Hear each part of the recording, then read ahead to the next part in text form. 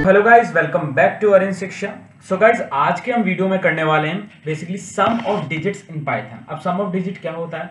Like अगर आपका कोई नंबर है 1 2 3, सो बेसिकली 1 + 2 + 3 उसकी जितनी भी डिजिट्स हैं उनको हमें सिंगल बेसिकली फेच करके और उसको क्या करना पड़ता है, प्लस करना पड़ता है।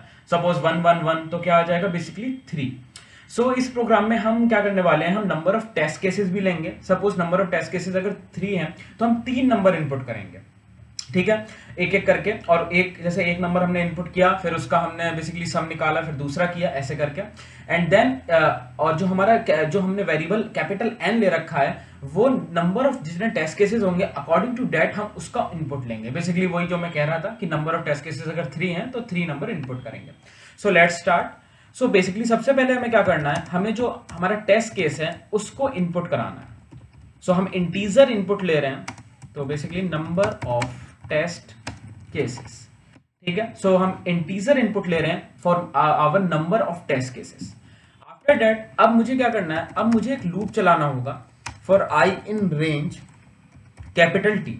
अब मैंने ये चीज यूज क्यों करा, मैं रेंज फंक्शन पहले भी आपको बता चुका हूं कि रेंज फंक्शन में क्या होता है कि अगर मैंने रेंज ऑफ 10 लिखा सपोज, तो रेंज ऑफ 10 में क्या होता है कि 0 to 9 प्रिंट हो जाएगा। सो अगर मैंने कैपिटल टी की वैल्यू 3 ली तो क्या प्रिंट होगा, 0 1 एंड 2।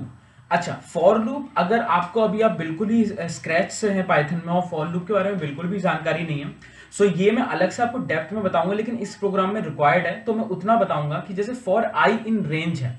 पहली बात, पाइथन में जैसे हमारे C++ और जावा होती है उसमें हम इंक्रीमेंट करते हैं लूप में, पाइथन में जरूरत नहीं होता।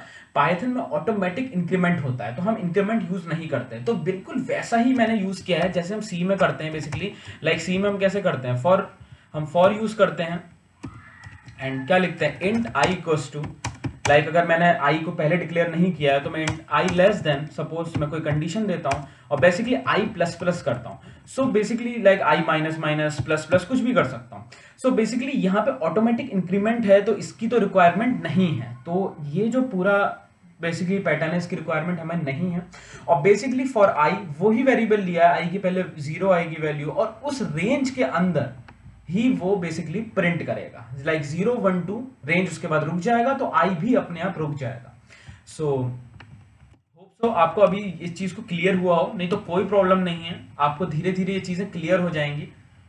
और बेसिकली द बेस्ट वे, अगर फॉर लूप और आपको कंट्रोल स्टेटमेंट सीखने हैं तो आप डायरेक्टली कोडिंग से सीखिए, वो ज्यादा बेटर रहेगा। क्योंकि फॉर अलग से भी मैं आपको क्लियर करवाऊंगा डेप्थ में, लेकिन हम कोडिंग में भी उस चीज को सीखते सीखते जाएंगे कि वहां पे हमें ज्यादा टाइम ना लगे जब मैं पढ़ाऊंगा फॉर और while loop properly. So basically क्या करना है हमें, तो फॉर हमने आई इन रेंज टी, तो हमारा 0 1 2 प्रिंट होगा। उसके बाद अब हमें क्या करना है, हमें अपना अब नंबर्स प्रिंट कराने हैं, तो हम अब अपना नंबर्स को इनपुट कराएंगे, ठीक है, इनपुट फॉर नंबर्स, ठीक है। अब बेसिकली जब मैंने ये प्रिंट करा दिया, यहां लिख देता हूं एंटर नंबर्स, ठीक है। सो बेसिकली जब मैंने ये इनपुट करा दिया तो उसके बाद अब मुझे अपना लॉजिक लगाना है, क्योंकि मैंने जो इनिशियल कंडीशन थी वो मैंने सेटिस्फाई कर दी है। अब मुझे जैसे लॉजिक लगाना है, तो बेसिकली अगर आप खुद भी सोचो कि लॉजिक कैसे लगेगा, जैसे अगर हमें लॉजिक इसमें लगाना है तो उस केस में हम क्या करेंगे, मैं आपको पेंट में ये चीज बताता हूं लिख के। लाइक सपोज 1 2 3, अब मुझे सपोज एक एक नंबर चाहिए, तो मैं क्या करूंगा कि इसका मॉड करूंगा। किससे करूंगा, मॉड करूंगा 10 से, ठीक है, क्योंकि 10 into 12 क्या होता है, 120 होता है। तो रिमाइंडर क्या बचता है उस केस में, उस केस में रिमाइंडर बचता है आपका बेसिकली 3, ठीक है। सो उस केस में रिमाइंडर बचेगा 3, सो हमें एक डिजिट मिल जाएगी। सो उस केस में वो डिजिट हम एक टेम्पररी वेरिएबल में डालेंगे, लाइक रिमाइंडर, जैसे हम रिमाइंडर ही ले लेते हैं। सो ये चीज पहले करते हैं हम और धीरे धीरे लॉजिक सीखेंगे, बहुत इजी लॉजिक है। सो लाइक रिमाइंडर हमने 0 ले लिया, लेकिन उससे पहले हमारे प्रोग्राम को पता होना चाहिए कि वो नंबर कितने डिजिट्स का है, लाइक 1 2 3 4, यानी वो कितने नंबर का है, 4 डिजिट्स का है, 1 2 3 2 डिजिट। तो उसके लिए क्या करूंगा, मैं एक टेम्परेरी वेरिएबल ले लेता हूं, z equals to basically length function.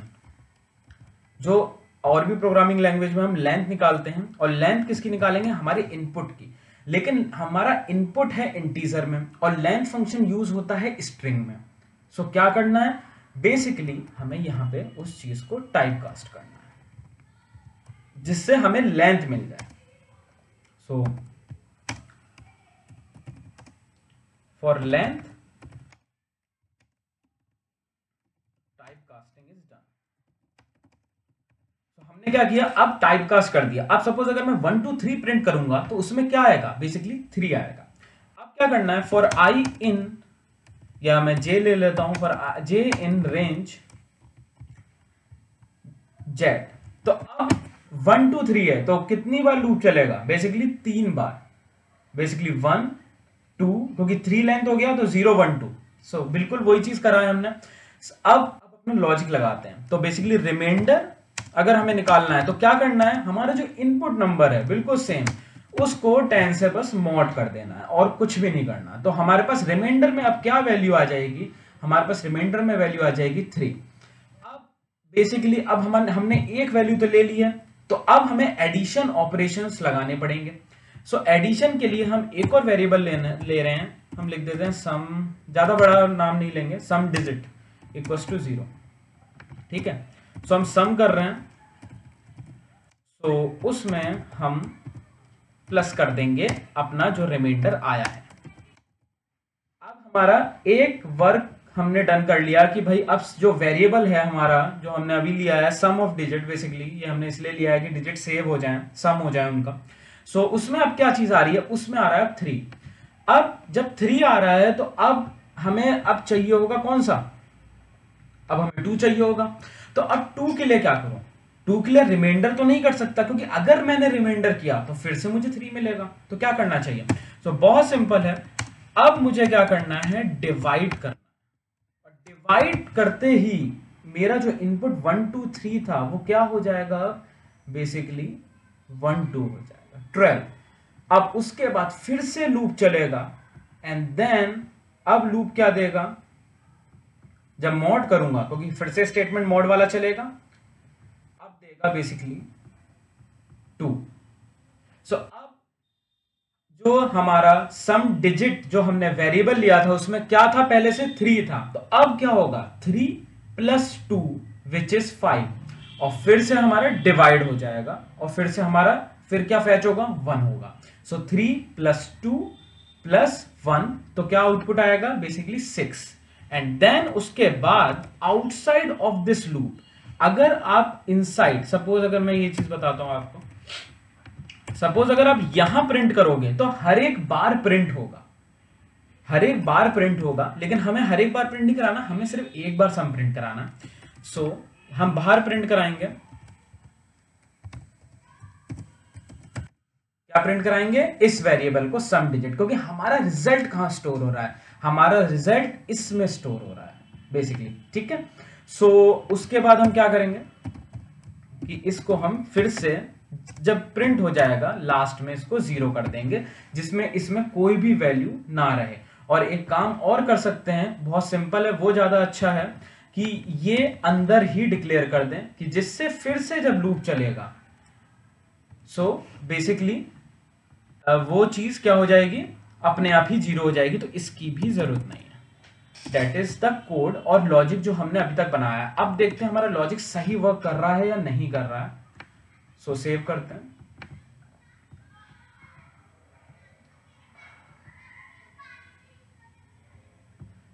अच्छा, नंबर ऑफ टेस्ट केसेस भी दे देता हूं मैं, पहले ये हटा देता हूं मैं अभी के लिए, थोड़ा स्टेटमेंट्स दे देते हैं जिससे थोड़ा सा इंटरेक्टिव प्रोग्राम लगे। Enter the number of test cases, ठीक है। हाँ, तो सबसे पहले हम एक ही टेस्ट केस लेंगे, ज्यादा नहीं लेने वाले।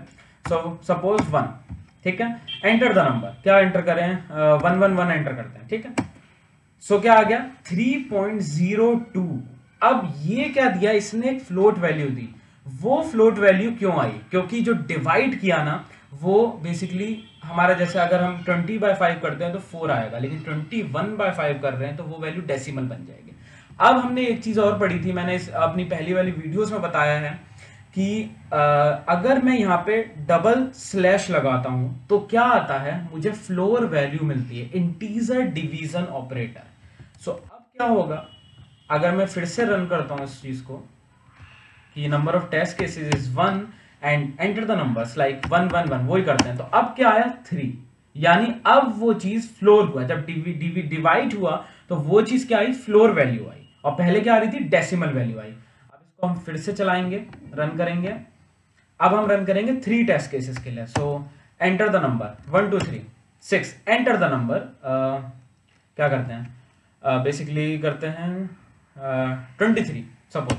सो 5, एंटर द नंबर लाइक 4 5 6, नहीं 1 2 3 4 5 करते हैं, ठीक है, एक बड़ा नंबर लेते हैं। सो क्या आ गया, 15 आ गया।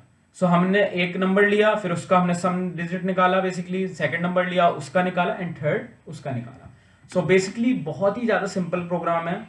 तो इसमें क्या करना है, सबसे पहले रिमाइंडर लेना है, फिर उस रिमाइंडर को एक अपने वेरिएबल, एक दूसरे वेरिएबल में एडिशन ऑपरेशन परफॉर्म करना है, एंड देन हमने जो इनपुट लिया है उसको हमें डिवाइड करना है। सो ये था सम ऑफ डिजिट्स इन पाइथन। सो बहुत ही अच्छा प्रोग्राम है गाइस, प्लीज प्रैक्टिस कीजिएगा। जितनी बार आप प्रैक्टिस करेंगे और लॉजिक बिल्ड करेंगे और भी कुछ इसमें नया नया सीखिए कि इसमें और क्या कुछ कर सकते हैं। सो ये भी बहुत इंपॉर्टेंट लाइन है कि हमें उस चीज का लेंथ निकालना है डिजिट का।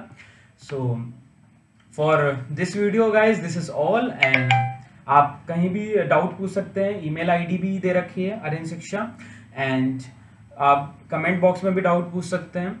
So guys, thanks for watching my videos, and bye bye.